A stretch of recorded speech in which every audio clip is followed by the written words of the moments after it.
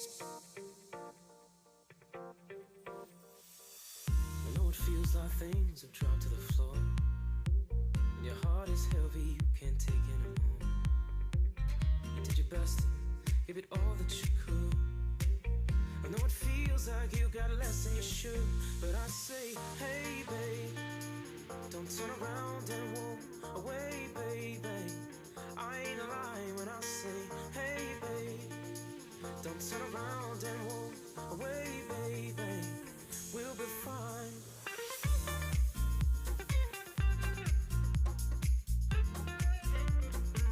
We'll be fine.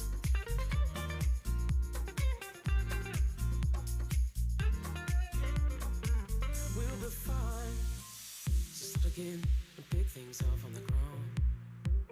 And brick by brick rebuild the strength that came down. You're just the same, you know. Nothing's changed in a little time and we'll be running again. Till I say, hey babe, don't turn around and walk away, baby.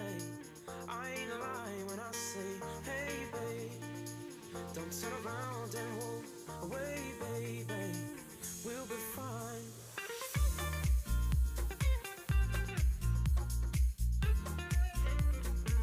We'll be fine.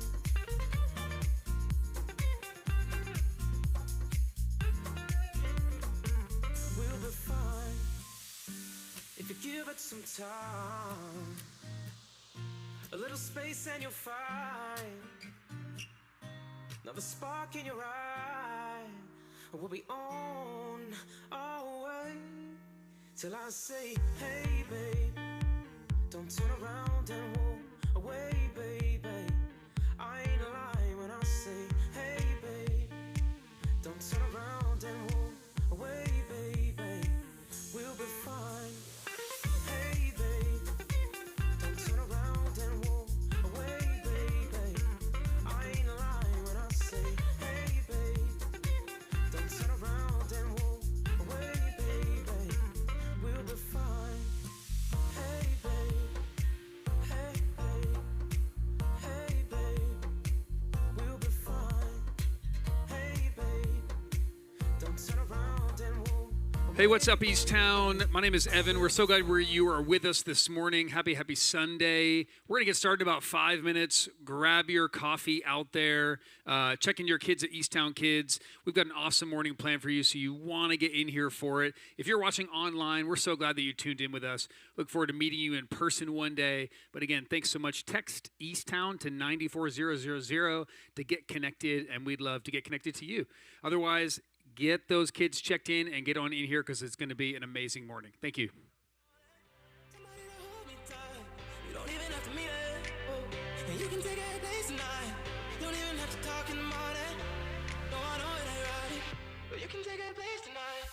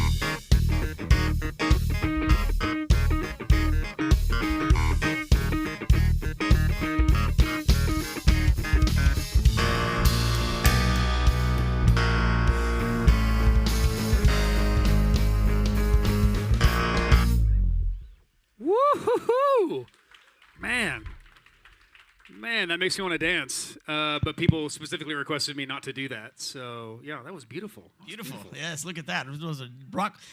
Clint wanted a jazz club. We got a rock club going on here, right?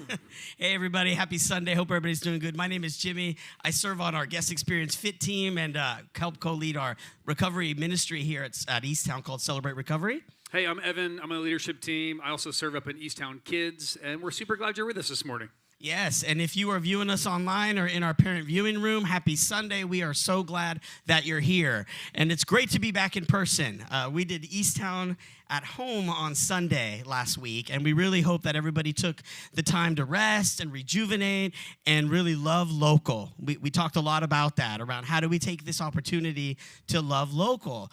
And so we've got, hopefully you guys all did that in however way you do that. You can love local. You'll see in a little bit in different ways, right? And we've got some great resources about that. So a couple things that we've got. So we've got, Emerald did some baking. So she was making some great treats and muffins Emerald, out there for her neighbors. So I know there was a big brouhaha on that. Riley Dickerson was doing her Snap, Crackle, and Pop, doing Rice Krispie treats out with her neighbors. So she's out there loving on that. Look at that. Look at that. She was ready. Yes. Yes. And then we have Josh and Sasha doing their night party. Look at that block party. That's Encanto right there, too. I can tell. That's Encanto. Yeah, check that out. It's a great movie. Yeah, check that out, And so, as we were preparing for this weekend, Emerald was asking, Jimmy, what are you doing to love local this weekend? And my first reaction was, I'm going to be out of town, so I can't love local. And I thought, well, that's off a little bit, right? That felt a little weird. And I realized that you could love local without being local, And so I was out of town for the 4th, and I realized, I could lean in and ask, as I was buying ice at the beach, hey, what time are you off work? Are you going to go see some fireworks show? Or as I was picking up something at the grocery store, talking to the cashier, hey, how long is your shift over? And it was just little things like that I realized, or even bantering with the Airbnb guy around, just being seen and be able to lean in and talk to somebody and actually, see them for, hey, we're at this holiday weekend, and I may be able to relax and do something, but they're still working. But you know what? I can still love on you. I can still see you for what it is. So there's a great opportunity there. And, continue to love on people. You can go out to our website at easttown.church/lovelocal for tons of more ideas on how you can do that. That's super cool. And if you've been around Eastown for like 30 seconds, relationships mean everything to us. And this is really just a way to build relationships in your communities, in your neighborhoods, in your workplaces, even on vacation. There's lots of ways to do that because we really believe that relationships are kind of what gets you through not just the good times, but the hard times in our lives. And so I'm going to encourage you to something this summer, and that's to dive into something. We do something called either meetups or eat-ups. And so meetups are these things that we do in our community around. We have people host them. I'll give you a few examples that we have coming up this week for you. One is right here at the Eastown Hub is Paint and Sip. And if you're wondering, what does that mean? It means you're going to paint and you're going to sip water or wine. And if Jesus is there, it'll be both. It's a church joke for you people. Thank you. So you can come do that. The painting gets a little bit worse the later the night goes, but it's going to be an awesome night. That's right here. It's called Paint and Sip. We also have a cool event coming up on Saturday, and a great poet once said, let's go to the beach, let's go get away. Hey, what you going to say? That's Nicki Minaj, by the way. I don't know if you know that. But, Ooh, that was good. So Saturday at Crown Memorial in Alameda, we're doing like a family beach day. My wife and I are going to host it. We'll have kids there. And so bring your kids, bring random kids, bring everybody. It'll be a lot of fun. We'll be in the water. You'll have to shower off later because it's the bay, all kinds of fun stuff. But it's going to be really, really good. So come out to those things because we really want you to build community. We want you to get to know other people. That can be hard to do sometimes. It takes that kind of encouraging step to do that. So we're trying to create that for you. So I really encourage you, sign up for those and get to know somebody. Yeah, thank you for that. And, Nicki Minaj won't be there, but the community of Eastown will. Right. Oh, she might be there. She might be there. She might be there. I invited her. Yeah. So there's a lot going on. Obviously, we're in the midsummer time with all these events coming up, so we'd love for you guys to stay connected. If it's your first time here, we'd love to know that you're here.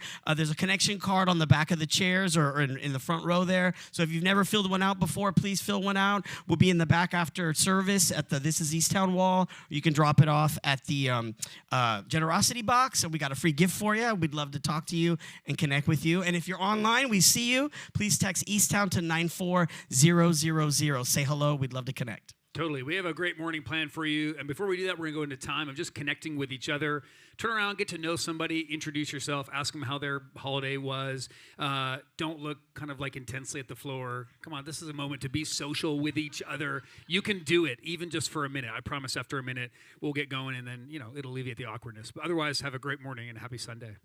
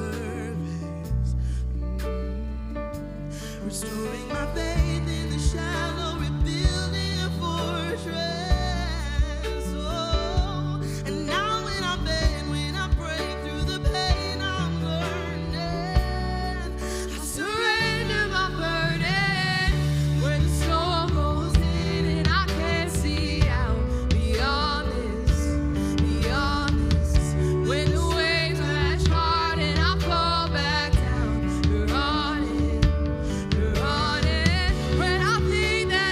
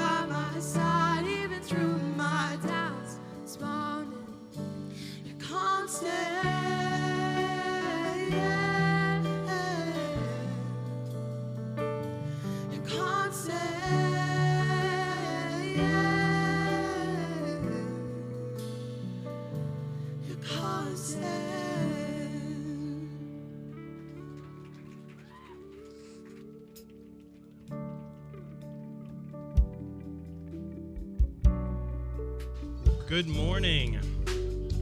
Thanks again for having me, Eastown. It really has been a joy to be with you a few times this summer. If you're watching online, I also want to say just thank you for joining us. We're glad you're here, glad you're joining us. So this morning we have the privilege of studying Psalm 66. So if you have a Bible or a Bible app, you can go ahead and turn there with me, Psalm 66. If you don't have a Bible or a Bible app, go ahead. You can feel free. The passages are going to come up on the screen, but if you want to open a Bible, you're welcome to do that. Psalm 66 is a psalm about difficulty. It's a psalm about facing hardship and about suffering. It's a psalm for the weary, for the tired, but it's also a psalm of hope. Like all of the psalms in the book of Psalms, the psalmist, the writer of the psalm, invites us into their own experience, to understand the author's point of view and then to offer for us to join in it, to literally sing their experience as our own. The Psalms, the book of Psalms, are literal songs. They are designed for singing. And so today, if you're facing hardship, if you're facing trials, you're facing suffering, if you're tired, if you feel broken, this psalm from the Bible is a song for you. Very little is told to us in the Bible about the context of Psalm 66. We don't know the specific author. Some people wonder if it might have been David. Others hypothesize that it might have been King Hezekiah, the 13th king of Judah. We don't really know for sure. We don't know the historical context. Sometimes the Psalms gives us little notes that kind of tell us like what was written and what was going on. We don't know that. All we know is that this psalm was written for the choir master. That's what it says in the preface to the psalm, and that it is a song designed to be sung by others. Like much of Hebrew poetry in the Psalms, the authors actually place like the heart of the song, the key point of the psalm in the very middle, which is kind of different than the way we normally do. We do things at the beginning or the end. Hebrew poetry often has the meaning in the middle. Let me read this middle section, the catalyst for why this psalm was written. This is Psalm 66, verses 10 through 12. For you, O God, have tested us. You have tried us as silver is tried. You have brought us into the net. You laid a crushing burden on our backs. You let men ride over our heads. We went through fire and through water, yet you have brought us out to a place of abundance. The author of this psalm stands on the other side of a series of trials that they have endured and they've persevered through. The psalmist has gone through difficulty and pain, and they're sort of reporting back to us on the other side, not only their experience of suffering, but also some lessons that they've learned, some ways that we might learn too how to endure and respond to our own seasons of trial and hardship. It should be said from the outset that there's like nothing more annoying or frustrating than hearing like simple answers in the middle of a serious trial. Like when you're hurting, you're going through something, we don't want to hear someone say like, oh, it's okay, it's gonna be all right. God has a plan, focus on the positive, or our thoughts and prayers are with you. Classic social media response, right? Especially from someone that we think has like no idea what we're going through, no idea what we're experiencing. Even if those simple answers that people give might actually be true, or if the person means well, when we are hurting, we don't want to hear those. We want to shout back like, you don't understand. You have no idea what I'm going through. No idea what I'm feeling right now. But if when we're suffering, we hear someone say, I remember when my husband died. I remember when I had another miscarriage. I remember when I lost my job, when I was assaulted, when I found out I was sick. Something changes in how we hear that person. When someone listens and someone says something like that, we begin to believe that there might be a chance that they understand what we're going through. While the issues might be different, encountering someone else who has stood in our shoes or in shoes like ours, someone who's faced serious trials and difficulty, opens our hearts. And in that moment, we know, for a moment at least, we're not alone. We're reminded that there are others who have journeyed this path of suffering and difficulty before us, and they may have some wisdom to share with us. I can remember when my wife Rachel and we faced one of our most serious trials. We were a couple years into our marriage, and Rachel all of a sudden started having really serious seizures. We had young kids at the time. This was a brand new thing for her. We didn't know what the cause of this was, and we feared the worst. So when that often happens, it's a brain tumor, it's a neurological disease, and we began this like myriad of tests, and we were really raw in those moments. Like we didn't want simple answers. And in that season, I was like definitely mad at God. Like how could he do this to my wife? Where was he in the middle of this trial? And at that time, I remember just looking back, it was over probably 10 years ago now, even longer than that, 15 years ago. I was so thankful that I had people in my life who had faced serious challenges. I had a friend who lost his teenage son in a really horrible car accident. a dear friend. I had another friend who was living with a spouse who had a progressive MS, and he'd been handling that for over a decade. These were people whose lives I could look to, I could go to, and I could be encouraged by. They were people who were still faithful to God, even after facing really serious difficulties and trials. And so in Psalm 66, the psalmist is sort of offering to play a role like that for us today. The author speaks to us out of the overflow of their own experience of difficulty. They have faced serious trials.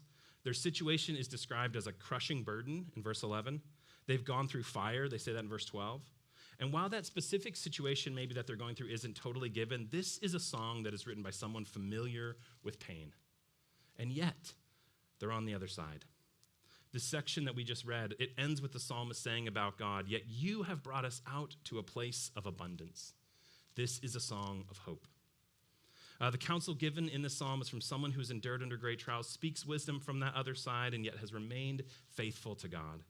And so the psalmists, they're not just able to emphasize, able to listen, they're also able to provide some counsel on how we can endure in our times of hardship as well. So as we look at this psalm today, I want to look at 5 things, some of which may feel counterintuitive, that this psalm calls us to do when we face trials and hardships. So 5 things we can do right now in the midst of any kind of difficulty we're facing so that we too might be able to emerge on the other side into a place of abundance and hope. Sound good? Everybody down? 5 things? You can handle that? All right, cool. First thing, number 1, sing. Sing. Verses 1 through 4. This is, after all, a song. And the psalmist is clear that one of the ways that we can be strengthened in our own time of difficulty is to sing and to sing joyfully. Verse 1 through 4 starts the psalm like this: "Shout for joy to God, all the earth. Sing the glory of his name. Give to him glorious praise. Say to God, how awesome are your deeds. So great is your power that your enemies come cringing to you. All the earth worships you and sings praises to you. They sing praises to your name." 3 times in that we are told to sing. We're told to shout in joy and say aloud, "How awesome are your deeds." These are people who are really encouraging us to sing. And at the same time, though, when you are in the middle of something difficult, singing for joy might not seem great. It might seem like a kind of like living in denial, like ignoring or repressing even your true feelings, right? And I want to be clear that like the Psalms doesn't teach us to do that. There are a number of Psalms, and the Psalms are refreshingly honest about how people are crying out to God in despair and anger. The Bible is very honest, and even a majority of the Psalms are laments. They're people going through hard things. So the psalmist isn't saying, don't feel your feelings, don't be frustrated, don't be angry. It's saying something different. When Rachel and I were in the middle of that trial and we were trying to figure out what was causing her seizures, I was mad at God, like for real mad. And in my prayers, I cursed at him, like real curse words, like not churchy curse words. Like if I was on live TV and I said them, it would like bleep me out or fine somebody. I was furious at God. And I told him that, partially because I've read the Psalms. But it's not all that I told him. There was a point in which I needed to stop allowing my feelings to totally control me. I needed to acknowledge my feelings, but not allow them to dictate everything I thought about reality. Because our feelings, they're not always reliable. They're an indicator of something. They're one indicator we have. They tell us something, but they don't tell us everything. And underneath my feelings was really a question: is God good? Is he trustworthy? Is God good even in the midst of my pain and my wife's illness? And the psalm teaches us that sometimes we need to sing something, hear this, that we don't yet feel or we don't presently feel because we believe it's true. And this, we have to recognize, this isn't a denial or the reality of our actual feelings, but a refusal to be governed by our feelings alone. Singing words of praise to God is speaking truth to the sometimes overwhelming power of our emotions. Biologically, actually neurologically, if you were like a brain scientist, they know this, that singing actually strengthens and reinforces the neural pathways in our brains. And then when we reinforce these pathways with songs and words of hope and truth, it's helpful in that moment, but it also creates like a neural pathway that we will come back to when we're facing difficulty later. We see this modeled in our country's history, the value of this kind of singing. American slaves, they sang this. They composed and they sung spiritual songs of hope, even in the midst of brutal, enduring injustice. They weren't just governed by their feelings or circumstances. That didn't dictate their faith. No, they sung prophetically songs of hope, often inspired by these very psalms, and gospel music was born. And today, generations of people have been strengthened by these songs of truth and hope. And Psalm 66 teaches us that when we face trials and hardships, we too need to sing. All right, that's number one. Number two, Psalm 66 teaches us that when we face hardship, we must remember. We must remember. We see that in verses 5 through 9. When we face trials, we need to remember. Verse 5 begins a section in which the psalmist remembers how God has acted in relation to the people of Israel. I'm going to read it to you. It says this. Come and see what God has done. He is awesome in his deeds toward the children of men. He turned the sea into dry land. They passed through the river on foot. There did we rejoice in him, who rules by his might forever, whose eyes keep watch on the nations. Let not the rebellious exalt themselves. Bless our God, O peoples. Let the sound of his praises be heard, who has kept our soul among the living and has not let our feet slip. It's been noted by a number of commentators that Psalm 66 kind of follows a unique pattern in which the psalm sort of starts out with the universal, like big picture universal, and it becomes increasingly specific in the audience that it's addressing. It moves from the universal to the national and then to the individual. We'll see that trend. At first, the psalmist addresses the whole world, including phrases like verse 1, shout for joy to God, all the earth. Verse 4 says, all the earth worships you. Verse 5 says, he is awesome in his deeds toward the children of men. That phrase, children of men, is basically humankind, mankind, right? We see this sort of universal declaration. The author of this psalm begins with the whole world in mind, reminding the reader and the singer, right, that God is the God of the entire universe. This psalm begins by broadening our vision, reminding us that God is not just our personal deity, not just the God of our people or of our culture or of one period of time, but that he is actually the God of all people, God over all cultures throughout all of history. And I don't want you to misunderstand me. I don't think the psalmist is advocating like the idea of like postmodern Western philosophy that every culture's view of God is true. I don't think that's what he's saying. I don't think mutually contradictory ideas of God are what's he's in mind here. And the psalmist is not also agreeing, with that idea that like every worldview has bits of truth, but no one has unique access to truth. Like I don't think this is like the psalmist saying that. You guys heard that classic, like all religions are just blind men feeling up an elephant or something. It's always just a weird thing in philosophy class they teach you. Rather, I think what's happening is the psalmist is doing here is reminding us that we individual people who live here in the Bay Area, you, me, we don't have a monopoly on experience with God. This isn't to affirm like the pluralist who thinks that everybody is right, but to confront the individualist who thinks only they are right, only their experience is true. The psalmist reminds us that God is bigger than any of us, that he is bigger than our suffering and our trials, whether individual or national, that God is and has been sovereign over every nation, over every trial that has ever been faced. And in a difficult world with a lot going on, some of us need to remember that truth today. As Psalm 66 progresses, that focus begins to narrow, and the psalmist begins to describe how God has been faithful specifically to the people of Israel, to his people. While God reminds us that he is the God of the whole world, the psalmist also wants us to remember that God has been specifically faithful to his people. The psalmist remembers verse 6, it says this, he turned the sea into dry land. They passed through the river on foot. There did we rejoice in him. The psalmist is recounting about how after 400 years of slavery to Pharaoh in Egypt, God rescued the Israelites, brought them out of Egypt into a promised land. You guys remember like Prince of Egypt, that story, that movie? You've seen that? This is the story.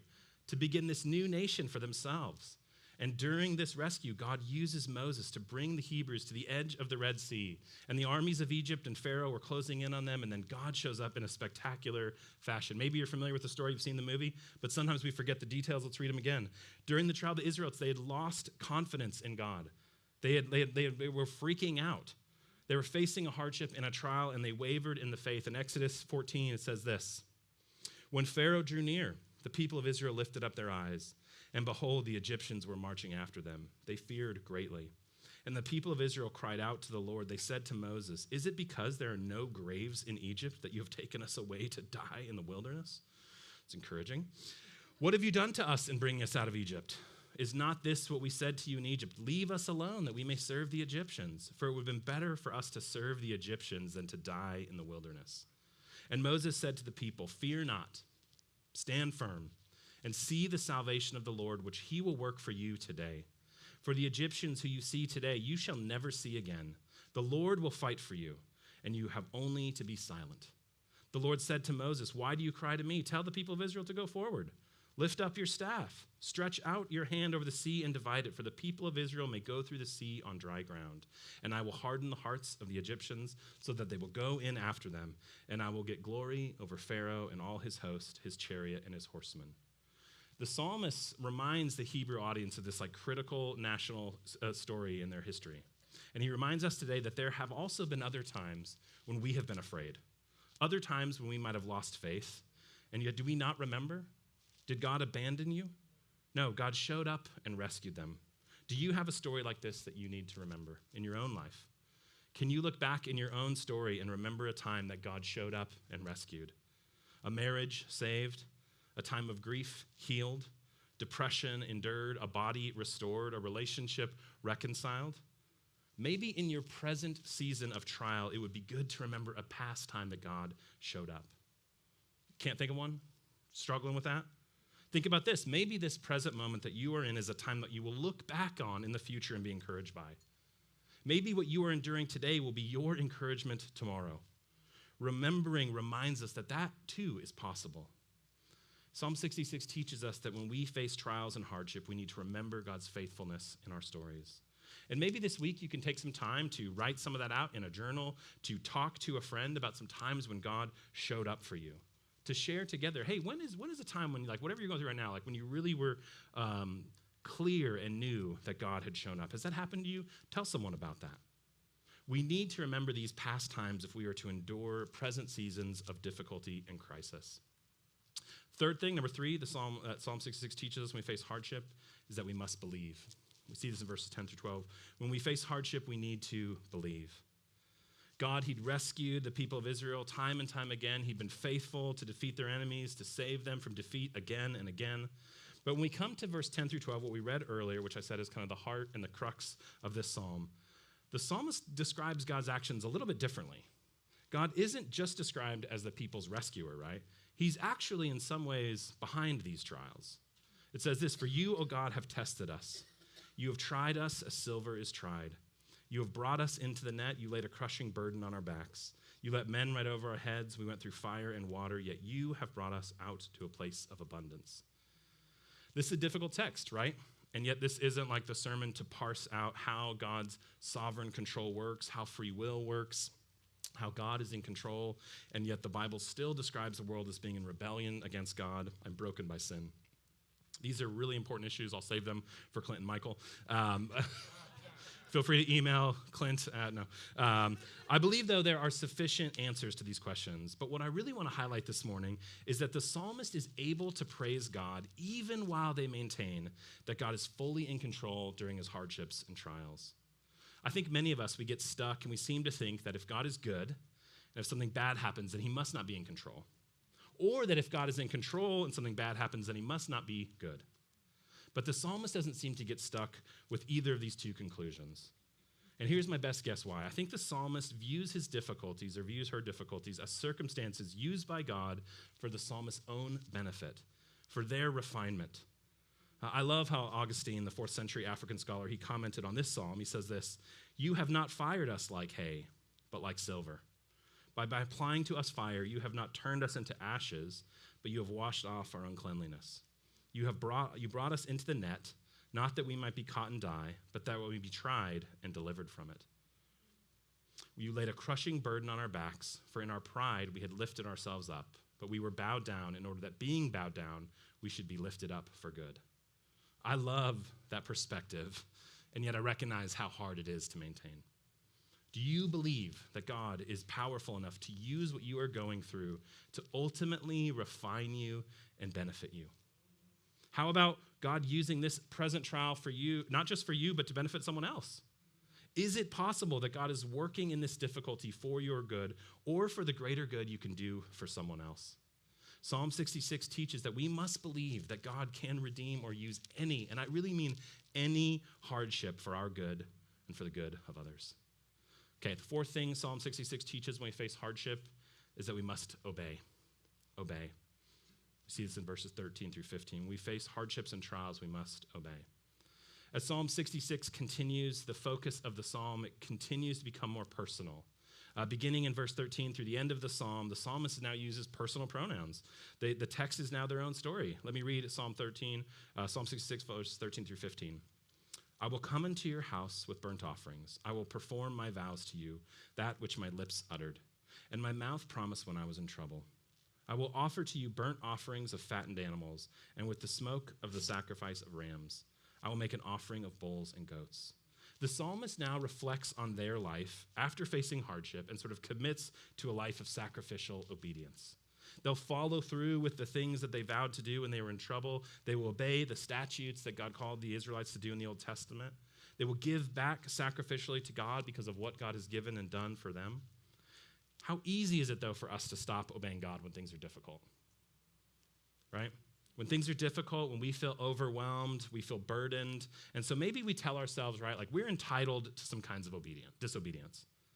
Often that looks like indulgence, like overdoing something that we know is wrong. Some of us are prone to sin like that in the midst of hardships. Some of us, though, are a little bit different. Others of us react the opposite way. We don't become indulgent, we become stingy.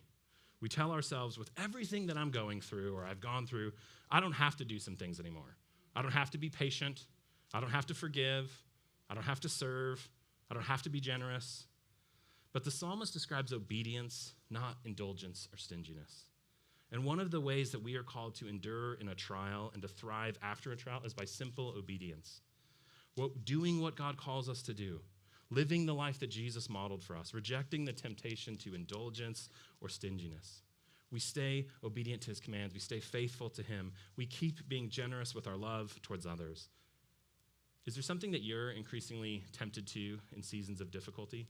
Like when you're stressed or you're going through things, are there things that you know, hey man, I'm tempted to indulge like this, or I'm tempted to be stingy like that? Maybe this week is a chance or on the drive home to have another conversation like that. To say to someone, hey, here's something that I'm tempted with when I'm in a season of suffering or difficulty. Can you pray for me? Can you check in with me about that?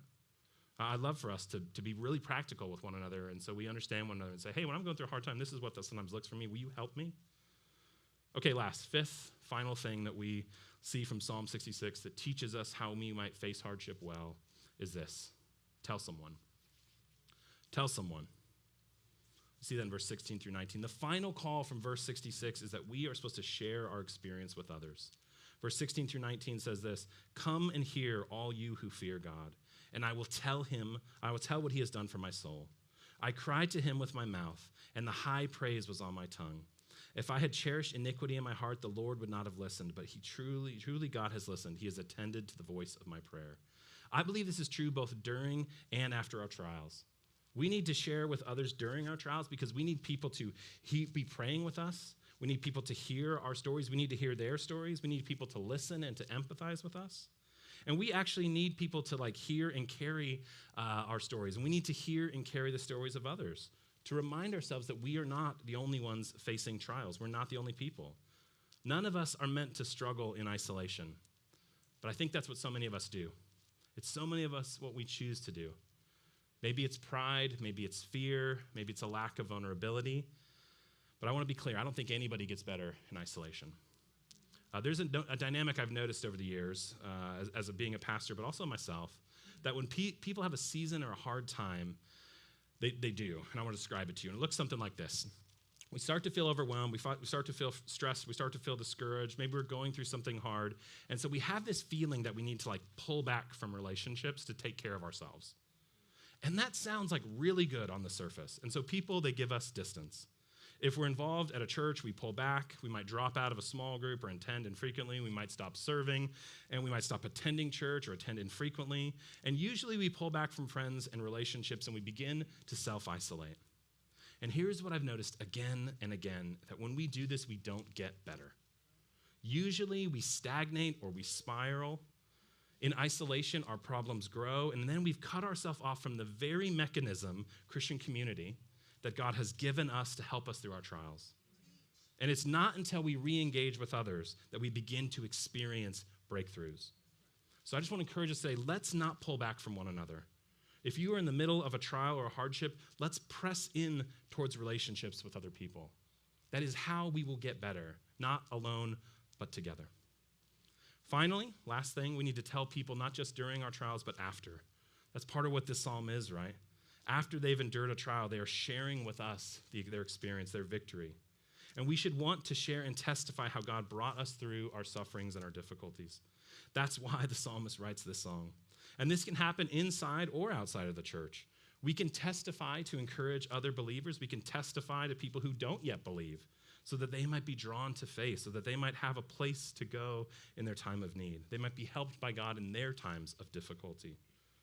You may not have all the answers when you talk to someone about your faith, but each of us has a story and a testimony of God's enduring faithfulness in our lives. Tell somebody yours. For Christianity, the center of that story we tell people has to be and is inevitably Jesus Christ. That is why Christianity is called Christianity and not Christianism. It's following a person, not a set of philosophy or beliefs. And ultimately for the Christian, what this psalm should teach us is that Jesus is who we sing about. That's what we do in worship. Jesus is who we remember. That's what we do in communion. Jesus is who we believe in. That's what we declare in baptism. Jesus is who we obey. That's what we do when we serve and we have an offering. Jesus is who we tell people about. That is what we do when we preach and we share our faith. Jesus is the center of it all. And it's his death and it's his resurrection that ultimately make our hardships bearable. And I truly believe that there is no greater answer to whatever trial or difficulty you are facing than to coming into a real relationship with Jesus Christ. Augustine, he also said this: God had one son on earth without sin, but never one without suffering. Jesus understands. This is the hope of the gospel. Let's pray. God, you promise abundance and hope. And yet I know for many of us today, that's not what we feel or experience.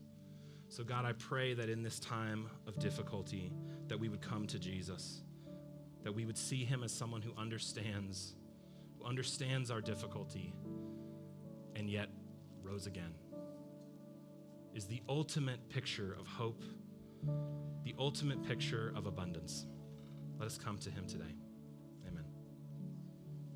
As we enter this time of reflection, I want us to just consider and think about Jesus again. That Jesus lived a life that we haven't and couldn't live, a life free from sin, and yet that he understands our sufferings because he lived a fully human life with all of its struggles, with all of its temptations, and yet he endured. If we look to him, we can also endure. Hebrews 10:14-16 says this: we do not have a high priest who is unable to sympathize with our weaknesses, but one who in every respect has been tempted as we are, yet without sin. Let us then with confidence draw near to the throne of grace, that we may receive mercy and find grace to help in our time of need. Today, each of us have the opportunity to cry out for mercy, no matter what we've done, to find grace in our time of need. Whether you're a follower of Jesus already or you want to cry out to him for the first time, I want to invite you to think about that, to do that today, because it is Jesus who allows us to join that final conclusion of this psalm. Blessed be God, because he has not rejected my prayer or removed his steadfast love from me. Let's take some time to reflect.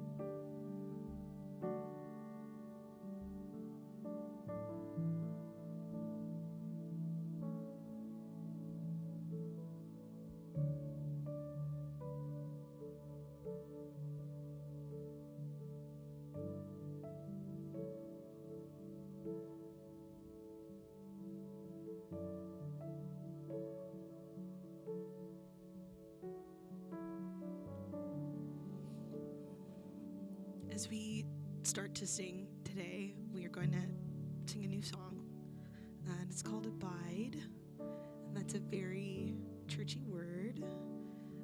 I don't remember the last time I said I was going to abide anywhere, so I figured I would let you know what it means before we sing it together. The verses of the song will... I'm Emerald, by the way. Pause. Hi. I'm Emerald, if I haven't gotten to meet you. The verses of the song just list for every single thing that I need. From my waking breath to my daily bread, I depend on you. And it'll keep repeating that list, or keep continuing on that list, but what it comes back to every single time in the chorus is, God, teach me how to abide. When you do a bunch of Googles, it'll tell you that it just means to dwell, to remain. One of the lyrics in the chorus is, I'm the branch and you are the vine, so draw me close and teach me to abide. And it comes from John. And in John 15:4, in the translation I'm reading, it says remain, but think abide. Remain in me. This is Jesus talking. Remain in me, and I will remain in you. For a branch cannot produce fruit if it is severed from the vine, and you cannot be fruitful unless you remain in me. Yes, I am the vine, and you are the branches. Those who remain in me, and I in them, will produce much fruit, for apart from me you can do nothing. And then you skip down a little, it says, but if you remain in me, and my words remain in you, you may ask for anything you want, and it will be granted. When you produce much fruit, you are my true disciples. This brings great glory to my Father. Thank you, Nick. God wants to give you everything you need today. And the only thing that he's asking for, telling you for as far as access is concerned, is just abide. Just remain in his presence.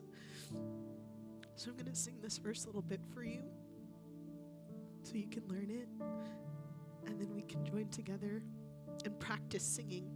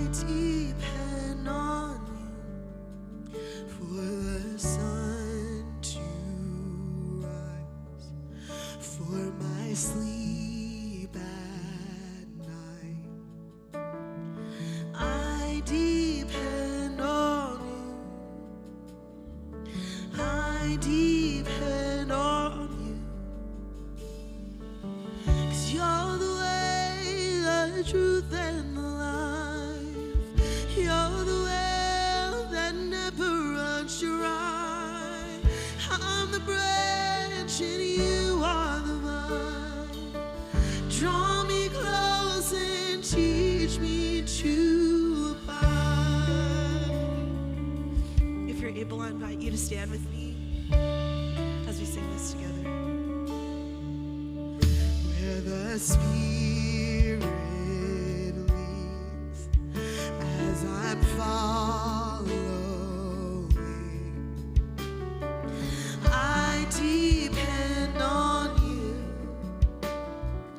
I depend on you for the still in front of. Sing, I depend on you. I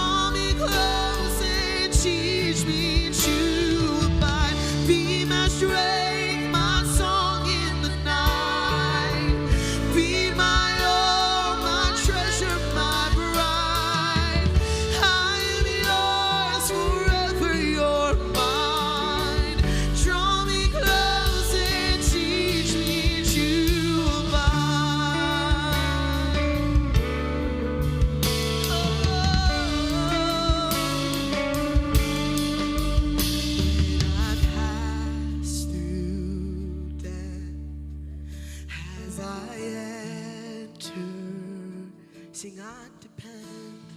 Oh, I depend on you. Oh, I depend on you. For eternal life to be raised with Christ. Oh, I depend on. Sing, I depend. Oh, I depend on you. You're the way. You're the way, the truth, and the life. You're the well that never runs dry. I'm the branch and you are the vine. Draw me close and teach me to abide. Be my strength, my song in the night. Be my all, my treasure, my bride. I am yours forever, you're mine.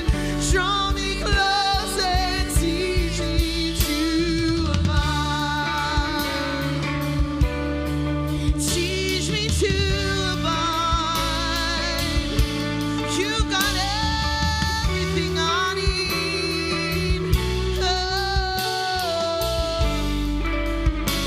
Sing, I depend on you. Just keep singing that. I depend on you. Let that be our prayer today. I depend on you. For my breath, God. I depend on you. For my strength day to day. I depend on you. For the joy I'm looking for. I depend on you. For the peace I long to have. I depend on. Sing, I depend on. I depend on. Sing, I depend on. I depend on. Oh, I depend on you. I depend on you. I depend on you. Oh, I depend on you. I depend on you. I depend on you. Oh, I depend on you.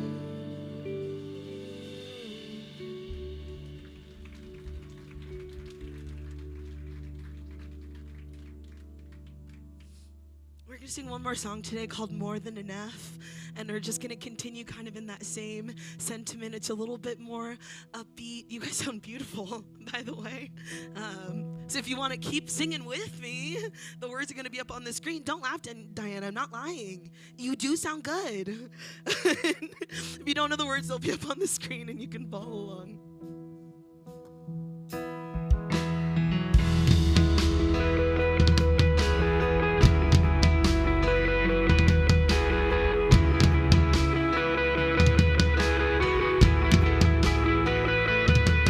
Beyond all my wildest dreams, your grace is alive in me, and I'm caught in the overflow of mercy that won't let go. So here on this holy ground, standing before you now, oh Jesus, you are more than enough. And if there's one thing I know, it's how you love me so. Oh Jesus, you are more than enough for me. Yeah, more than enough for me. You sing out, finally my eyes can see. Oh, finally my eyes can see. You never abandoned me.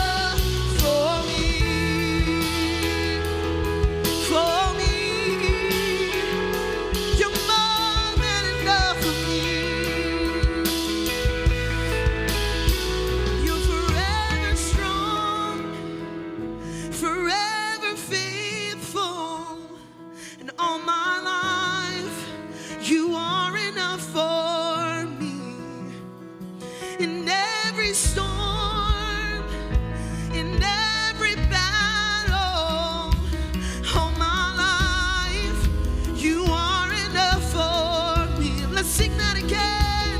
Forever strong, forever faithful, all my life, you are enough for me. In every storm, in every battle, all my life, you are enough for me. So here on this holy ground, standing before you, sing out Jesus.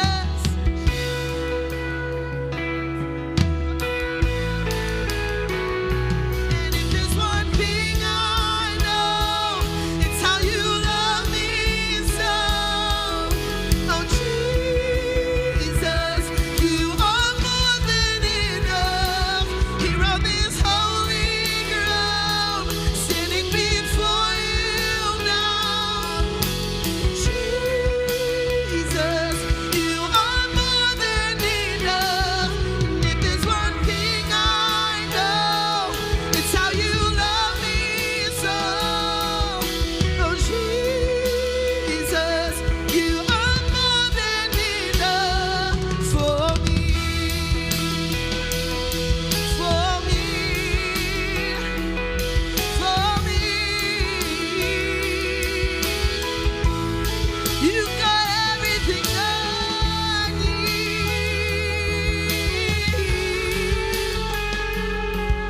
Oh Jesus, you are more than enough for me.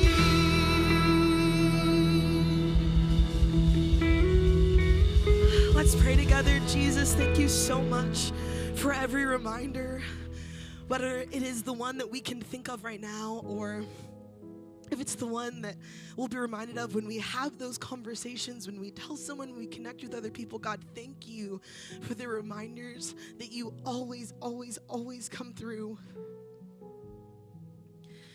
Thank you for your presence in the midst of dark, in the midst of worry, of anxiety, of pain. Thank you. Thank you for Jesus. Thank you for somebody who gets it. Thank you for giving us someone who sees us, who knows us, and who wants to be right by us through every single moment. Help us, God, to just be more aware. God, I know you're always around and you're always doing stuff, but I also know that I cannot always see it. And so I ask that you would open my eyes, open our eyes to your presence and your hand on our lives. You are so good. Thank you, Jesus. I ask this in your name. Amen. Thank you for worshiping with me, friends. I'm going to have you sit just for a moment while we wrap up today, and everyone grabs tissues if there's anybody else. If there's anything that you feel like you need prayer for today, we want to meet with you. We want to connect with you. We want to be that someone that Nick was talking about today. There's always a chance for you to come up to anyone on staff, me, Sam, Claire, Evan in the back. Come let us know your prayer request. You can also put it on that Connect card that we talked about earlier. I promise we don't just throw them into a box somewhere called prayer requests. We have a group that meets every single Wednesday, and they pray every single Wednesday morning for the prayer requests that you give. If you're someone who wants to be a part of that group, who is praying on a regular basis, you can use that QR code on the screen to sign up to be a part of that. It's so special, and it's exactly what the church was made for. This part's cool, but it's the being there with each other, and it's the praying with one another. That's why we do this. So I would encourage you to sign up for that, to pray, or to let us know your prayer requests so we can pray for you. I also want to say, if you are a part of our Eastown family, we often have the band stay up here to play a little after service, but I don't often get to keep one of my vocalists up here with me. And I get to do that today. If this is your home and you're generous to Eastown, I want to say thank you so much. You get to be a part of the stories like the one that I asked Claire to share today. She just got back from a trip, and I wanted her to talk a little bit. Yeah, if we haven't gotten the chance to meet yet, my name's Claire Dubin, and I am the Eastown Students Director here. That just means I get to hang out with our middle school and high school students every other Sunday night. But 2 weeks ago, we just got back from camp, and I see a few of our campers right here, and this meant 1 a.m. bedtime, 7 a.m. wake up. It was a little crazy, but we absolutely loved it. 3 days of so much fun. But a part of what Emerald was sharing is that if you're a part of this Eastown body and then you have chosen to be generous here, a huge part of that actually went to this past camp, and we were able to send 9 of our students on scholarship and then also fully fund our leaders because they're already giving that time away during the summer to be with your students, to help form your students. And so I just want to thank you for that gift, because during camp, not only did we not shower, yeah, you can clap for that. It was a huge, awesome opportunity that these kids got to have, but as much as it was smelly, stinky, and fun, we got to see some cool, authentic vulnerability during this weekend, where students got honest for the very first time about what's going on inside, how they're interpreting the world around them, the big and small questions that they have about life, faith, and purpose. Yes, we have this program where we get to gather and ask all those big and small questions together to learn more about Jesus, whether they've just started asking questions about him or they believe and follow him. But also, your generosity is a huge part of that, before camp, after camp, because we get to host every other Sunday night hanging out with those middle school and high school students. And if you're not a part of that generosity journey yet, that is totally fine, but here's some ways to continue giving, either through this QR code on our app or through the box in the back. But I just encourage you, ask a student who went to camp how it was. What was their experience? How many times they showered and brushed their teeth?